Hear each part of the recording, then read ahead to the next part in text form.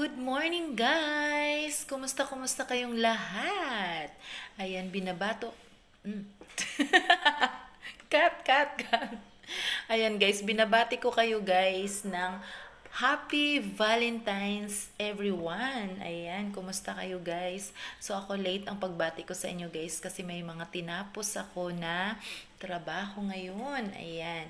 So, ngayon pa lamang ako, guys, mag-breakfast at ito ang ating breakfast Valentine's. Ayan.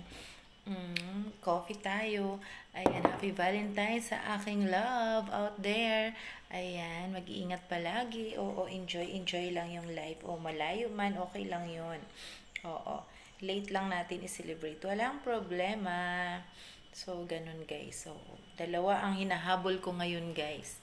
Oo, dalawa. Inahabol ko ang tubig. Kailangan matapos ako maglaba ng maaga kasi yung tubig guys, nawawala din siya ng maaga. Ngayon nga wala ng tubig eh.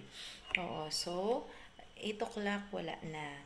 O diba? Tapos mainit na rin doon sa pwesto ko kaya naman naglaba na ako ng napakaaga. 6 o'clock pa lang guys naglaba na ako.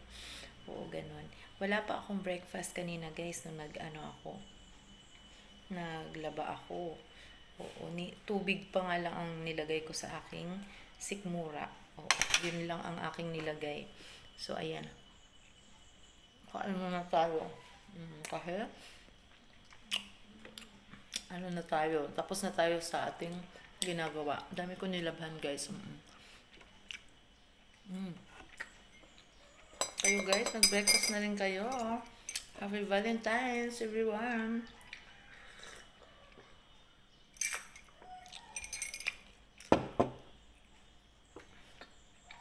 Okay lang yan kung late nyo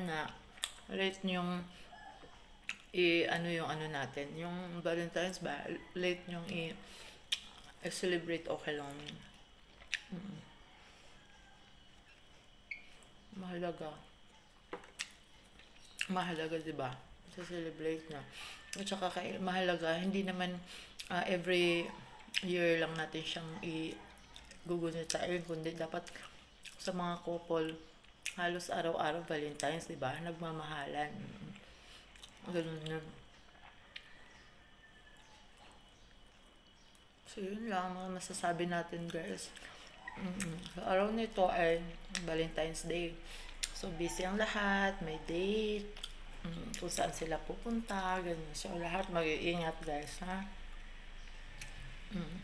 Yun lang. Thank you so much, guys.